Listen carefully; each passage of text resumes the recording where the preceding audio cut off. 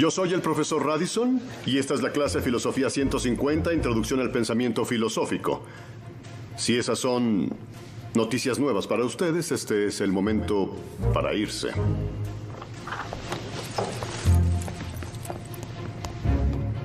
Entiendo que algunos de ustedes están aquí para completar sus requisitos para la carrera de artes liberales. Si están buscando una calificación fácil, sin mucho esfuerzo, este es el momento para irse. Se inscribieron en una universidad. Se espera que produzcan trabajos de nivel universidad. Me voy.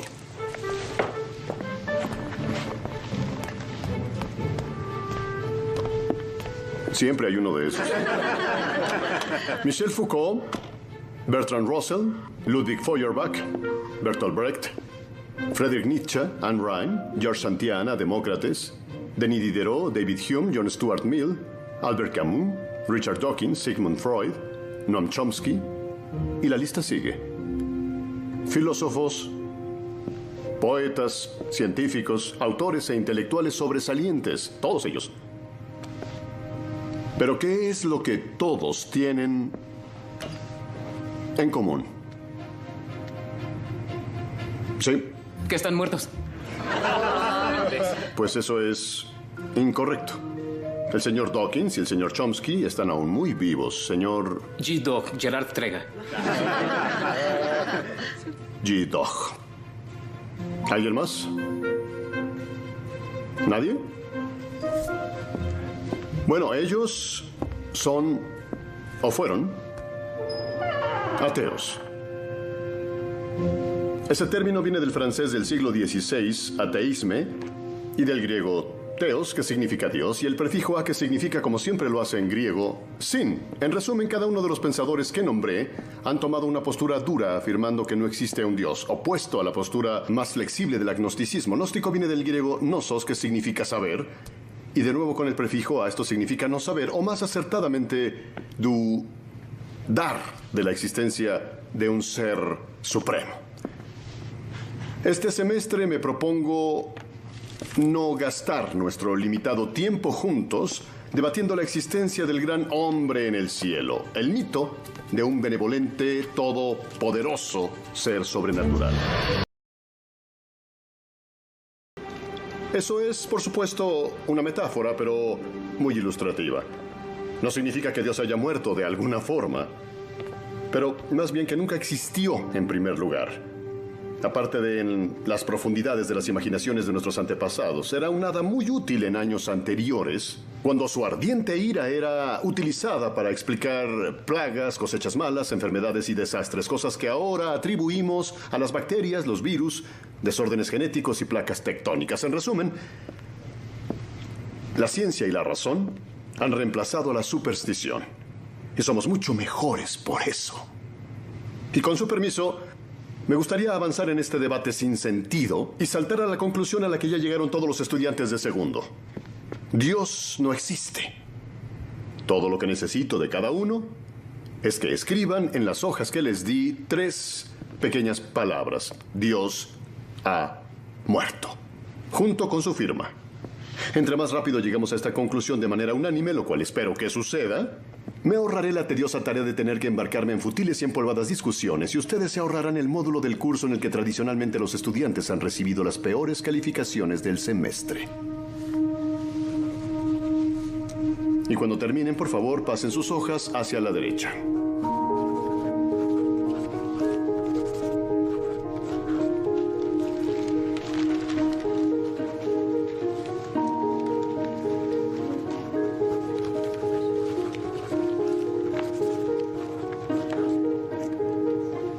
Gracias.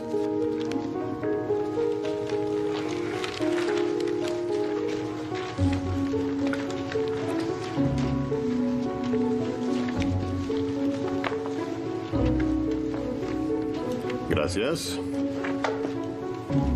Oh. Este escribió Dios con minúscula. Quizás se lleve puntos extra. Gracias.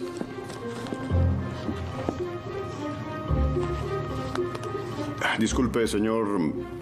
Whedon. Joss Whedon. Señor Whedon, ¿qué sucede? Yo no puedo hacer lo que usted quiere, soy cristiano. No se preocupe, puede regresar a su dormitorio, ponerse de rodillas y rezar junto a su cama si gusta. Lo que usted hace en su vida personal es su problema, pero lo que hace en esta clase es el mío. Yo no puedo. Muy bien, señor Whedon. Le explico la alternativa. Si no puede obligarse a admitir que Dios ha muerto para los propósitos de esta clase, entonces tendrá que defender la antítesis de que Dios no está muerto y lo tendrá que hacer frente a toda la clase desde el podio. Y si usted no puede hacerlo, y no podrá, reprobará este módulo y perderá el 30% de su calificación desde el principio. ¿Está listo para aceptar eso? ¿Quién decidiría si gano o pierdo el debate? Pues yo lo haría, porque es mi clase y son mis reglas. El calificar es mi derecho. Con todo respeto, no estoy seguro de que sea objetivo. ¿Y qué propone? Pues, ¿qué hay de ellos? Bueno, eso sería interesante, pero ¿por qué les daría el poder a ellos? Usted ya se los ganó. En realidad yo tendría que desconvencerlos. Convencerlos de mi punto.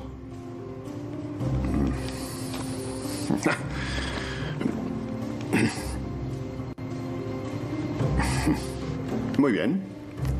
Señor Whedon, le daré 3 sesiones, los últimos 20 minutos de nuestras siguientes 3 clases, para exponer su posición. Prometo mantener mi número de interrupciones al mínimo. Puede hacerle todas las preguntas que quiera a la clase, pero no extenderé su tiempo acordado. Por supuesto, usted tendrá que entregarme todas las tareas que se pidan en clase. Pero aún puede cambiar de opinión y traer su hoja con su declaración firmada la siguiente clase y seguiremos adelante como si nada de esto hubiera pasado.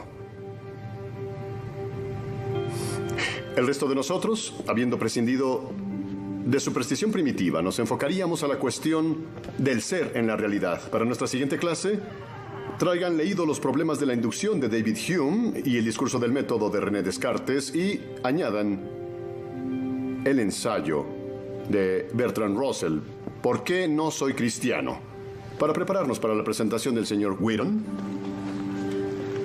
y para agradecerle por no ayudarnos a llegar a un consenso unánime.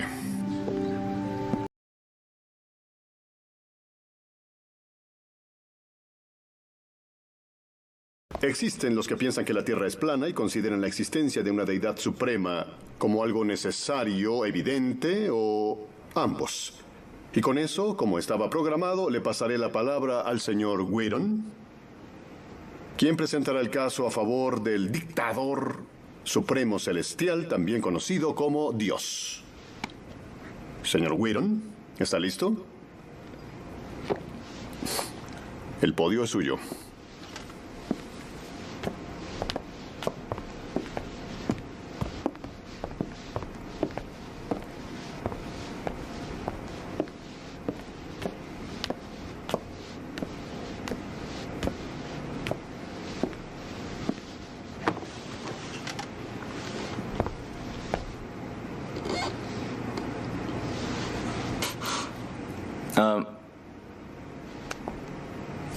Los ateos dicen que nadie puede probar la existencia de Dios y pues están en lo correcto. Pero yo digo que nadie puede refutar la existencia de Dios.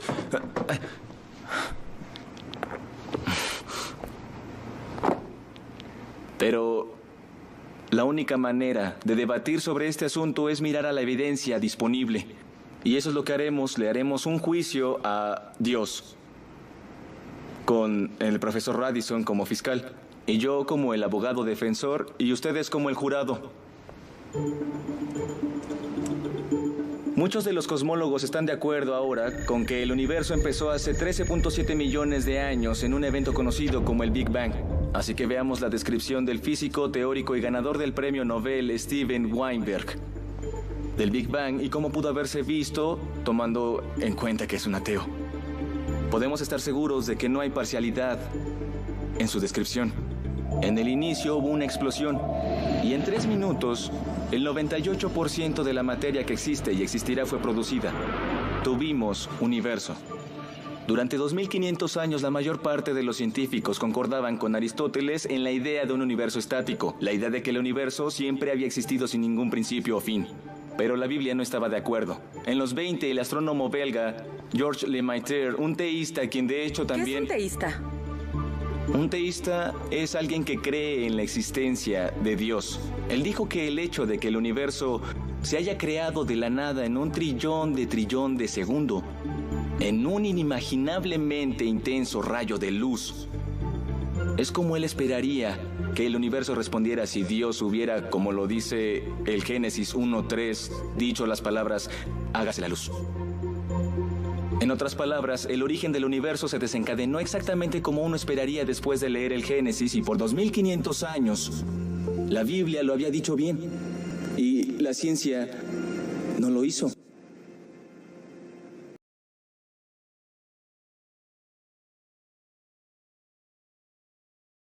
Es parte de su gran diseño.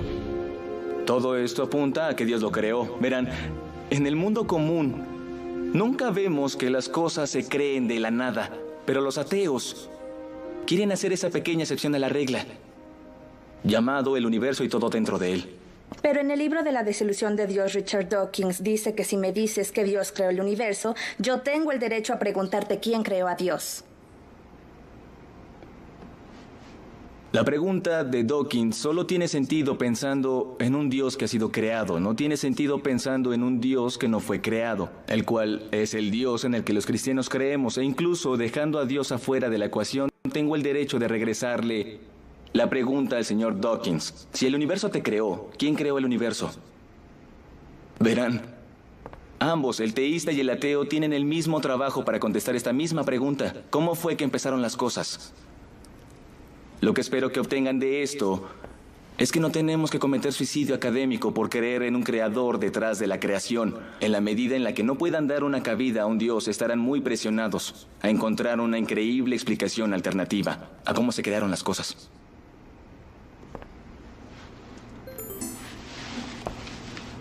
Supongo que está muy orgulloso de sí mismo. Veo que ha evitado omitir el hecho de que Stephen Hawking, el científico más famoso del mundo y que no es teísta, se declaró recientemente a favor de un universo autodiseñado. No lo he omitido, solo... Simplemente no lo sabía. Bien, veamos lo que el profesor Hawking, profesor emérito de física en Cambridge y que ocupa el puesto que alguna vez ocupó Sir Isaac Newton, dijo acerca del origen del universo. Y cito: dado que existe una ley como la de la gravedad, el universo pudo y se creó de la nada. La creación espontánea es la razón de que haya algo en lugar de nada. Es la razón por la que existe el universo. De que existamos. No es necesario invocar a Dios como el que encendió la mecha y creó el universo. Final de la cita.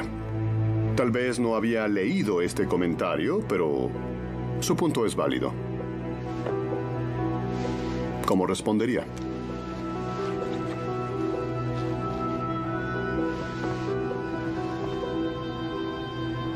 No lo sé. ¿No lo sabe? Rompí la burbuja de todo su argumento con un solo alfiler. ¿Y no lo sabe? Bueno, obviamente me gustaría decirle que tengo la respuesta, pero eso no mueve ni altera mi fe. Oh, muy bien. La mente científica más grandiosa de todos los tiempos dice que Dios no es necesario, pero un estudiante de primer año dice, oh, claro que lo es. Vaya, creo que será difícil elegir entre los dos. Estoy ansioso por oír su siguiente presentación. Se acabó la clase.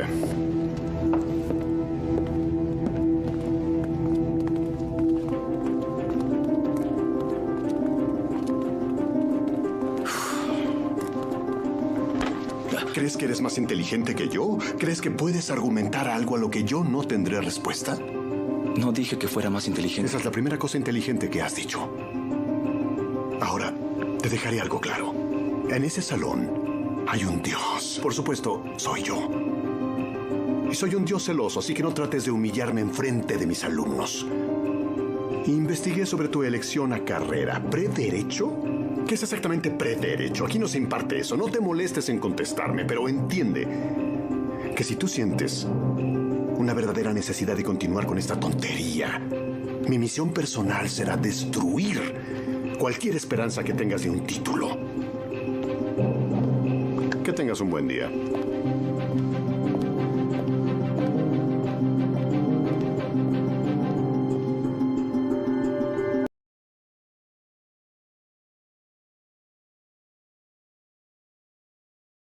En nuestra clase pasada me hicieron una pregunta que nunca podría haber contestado.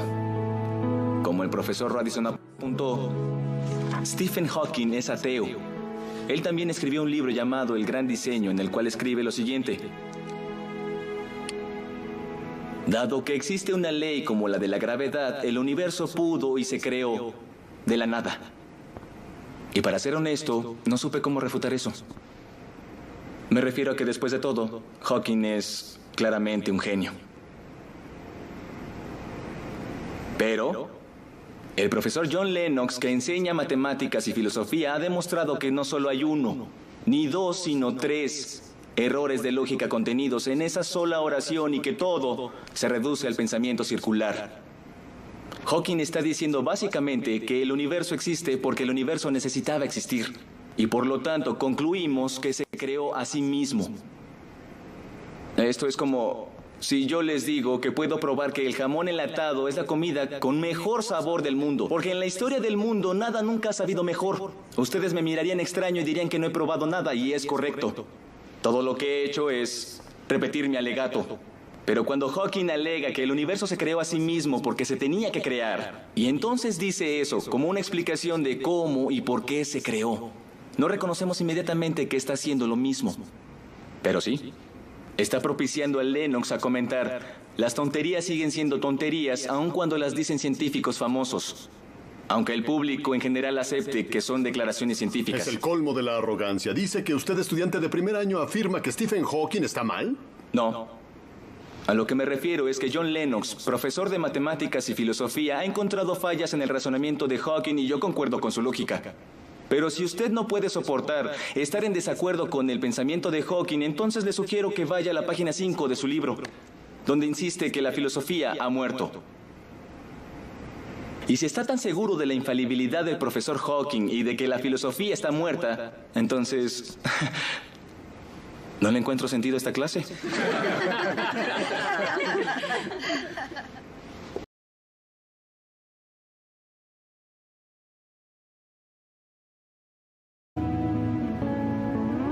Damas y caballeros del jurado, durante los últimos 150 años los darwinistas han dicho que Dios es innecesario para explicar la existencia del hombre y que la evolución reemplaza a Dios.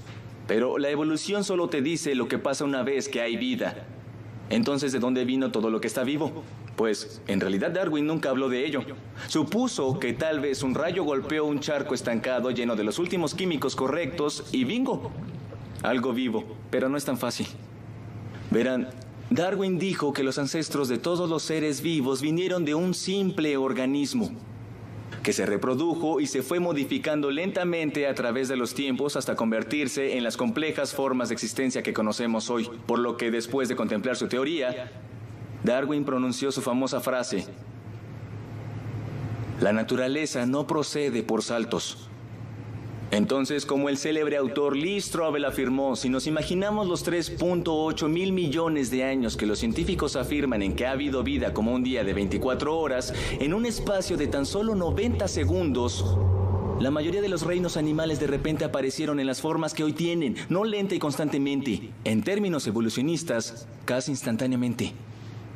Así que la naturaleza no procede por saltos, se convierte en la naturaleza procede por saltos gigantes. Entonces, ¿cómo explican los teístas este repentino brote de información científica? Dios dijo: llénense las aguas de multitudes de seres vivientes y vuelen las aves sobre la tierra y los cielos. Y creó Dios los grandes monstruos marinos y todo ser viviente que se mueve, de los cuales están llenas las aguas según su género. Y Dios vio que era bueno. Génesis 1:20. En otras palabras, la creación ocurrió porque Dios dijo que debía pasar.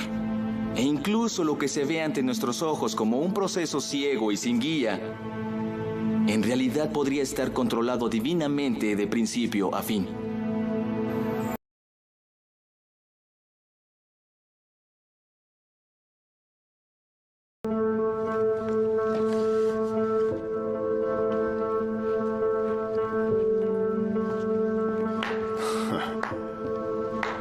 Mentiras, mentiras y más mentiras. Es fácil ignorar lo que no entiendes o no quieres entender. Ahí está. La imagen perfecta de un fanático de la Biblia. Si tan solo abrieras las escrituras y leyeras, entonces entenderías. Así lo dice este valiente joven estudiante. En verdad que sois el pueblo, y con vosotros morirá la sabiduría. Job 12, verso 2. ¿Qué más nos dice Job? El hombre, nacido de mujer, corto de días y lleno de tribulaciones, como una flor, brota y se marchita, y como una sombra, huye y no permanece, ni se levantará de su sueño hasta que los cielos ya no existan. Bueno, al menos en eso sí tenía razón. ¿Qué le pasó?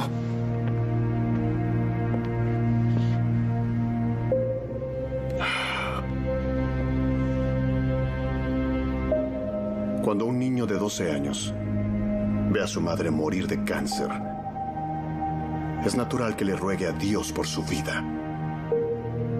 Él prometería lo que sea a su abuelo ficticio en el cielo, incluyendo su amor y adoración eterna, si tan solo la dejara vivir. A veces, la respuesta es no. Dime eso, el día que pierdas a alguien a quien amas. Ella murió creyendo una mentira, murió creyendo que alguien arriba la amaba mientras la estaba asfixiando hasta su muerte. Un Dios que permite eso es un Dios en el que no creo. Es por eso, Whedon, que encontrarás que la mayoría de los ateos más fervientes alguna vez fueron cristianos. Pero se nos cayeron las vendas. Vimos al mundo por lo que realmente es. Shakespeare tenía razón. La vida es un cuento contado por un idiota, lleno de ruido y de furia que no tiene ningún sentido.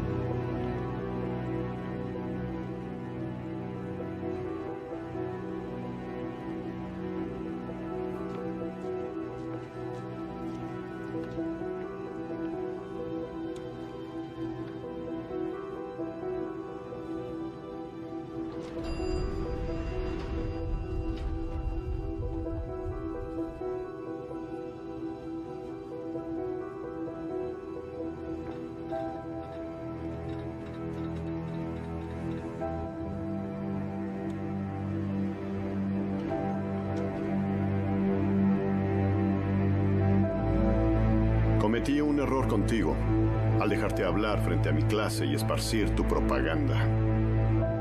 Pero hoy vamos a cambiar un poco las cosas.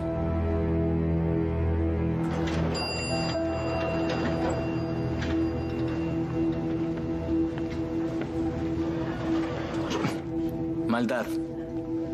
Ahora se ha dicho que la maldad es el arma más poderosa del ateísmo en contra de la fe cristiana, y lo es. Después de todo, la mera existencia de la maldad lleva a la pregunta: si Dios es bondadoso y todopoderoso, ¿por qué permite que la maldad exista? La respuesta en su núcleo es sencilla: libre albedrío. Dios deja que la maldad exista porque existe libre albedrío. Desde el punto de vista cristiano, Dios tolera la maldad en este mundo en términos temporales, porque un día aquellos que elijan amarlo libremente se verán con Él en el cielo, libres de la influencia de la maldad y con su libre albedrío intacto. En otras palabras, la intención de Dios en cuanto a la maldad es destruirla algún día. Qué conveniente. Un día me encargaré de toda la maldad del mundo. Mientras tanto, tendrán que lidiar con todas las guerras y los holocaustos, tsunamis, pobreza, hambrunas y sida. Que tengan una linda vida. Después nos dará una clase en valores morales absolutos. ¿Pero por qué no? El profesor Radisson, quien es claramente un ateo, no cree en valores morales absolutos, pero su plan de estudios dice que nos hará exámenes en la semana de finales. Ahora, apuesto que si consigo obtener una A en el examen haciendo trampa, él empezaría a sonar como cristiano insistiendo en que está mal hacer trampa. Y aún así, ¿cuáles son sus bases? Si mis acciones están calculadas para ayudarme a tener éxito, entonces, ¿por qué no debería hacerlas? Para los cristianos, el objetivo de la moralidad, que constituye el bien y el mal, es esa línea que te dirige de regreso a Dios. Entonces dice que necesitamos un Dios para ser personas con moral, que un ateo con moral es algo que no existe. No, pero sin Dios no hay razón para tener moral. Me refiero a que ni siquiera hay un estándar en lo que la moral debe ser. Para los cristianos, mentir, engañar, robar, en mi caso, tomar una calificación que no me gané está prohibido. Es una forma de robo. Pero si Dios no existiera, como dijo Dostoyevsky, si Dios no existe, entonces todo está permitido. Y no solo permitido, sino que no tiene sentido. Si el profesor Radisson tiene razón, entonces toda nuestra lucha, nuestro debate, lo que sea que decidamos aquí no tiene sentido. Nuestra vida y por consecuencia nuestra muerte no tiene más sentido que la de un pez. Ay, por favor, es ridículo. Después de todo lo que dijo, su argumento se reduce a una decisión. ¿Creer o no creer? Así es. Es todo lo que hay. Eso es todo lo que habrá. La única diferencia entre su posición y mi posición es que usted me quitó la opción de elegir. Usted exige que ellos elijan la caja que dice yo no creo. Sí, porque los quiero liberar. Porque la religión es como un virus mental que los padres han pasado a sus hijos. La cristiandad es el peor virus de todos. Se mete lentamente en nuestras vidas cuando estamos débiles o enfermos o sin esperanza. ¿Dice que la religión es una enfermedad? Sí. Sí, lo infecta todo. Es el enemigo de la razón. ¿Razón? Profesor, usted dejó atrás la razón hace mucho. Lo que nos está enseñando aquí no es filosofía. Ni siquiera es ateísmo. Lo que nos está enseñando es antiteísmo. No es suficiente. Con que usted no crea, necesita que nadie lo haga. ¿Por qué no admites la verdad? Solo quieres reclutarlos en tu superstición primitiva. Lo que yo quiero es que ellos decidan. Es lo que Dios quiere. No tienes idea de lo mucho que disfrutaré reprobarte. Sí, pero ¿a quién reprueba? ¿Profesor? ¿A mí? ¿O a Dios?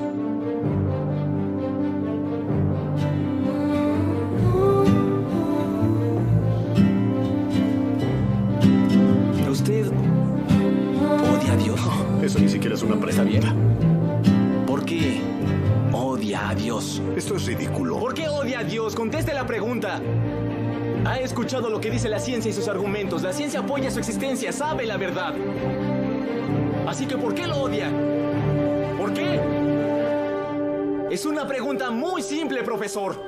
¿Por qué odia a Dios? Porque Él me quitó todo, absolutamente. Sí, odio a tu Dios. Todo lo que tengo para Él es odio.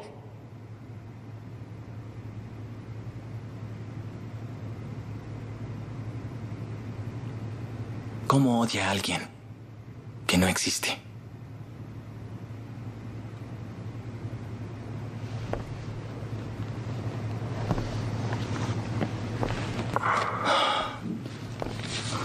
Con eso no pruebas nada. Tal vez no.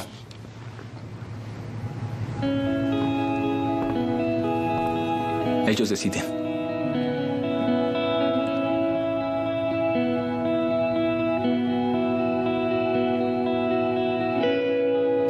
¿Dios ha muerto?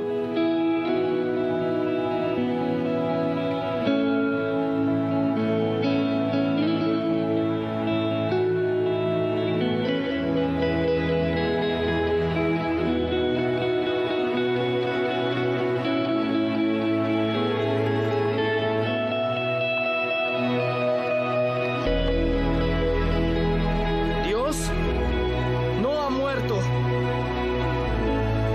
Dios no ha muerto. Dios no ha muerto. Dios no ha muerto. Dios no ha muerto. Dios no ha muerto. Dios no ha muerto. Dios no ha muerto. Dios no ha muerto. Dios no ha muerto.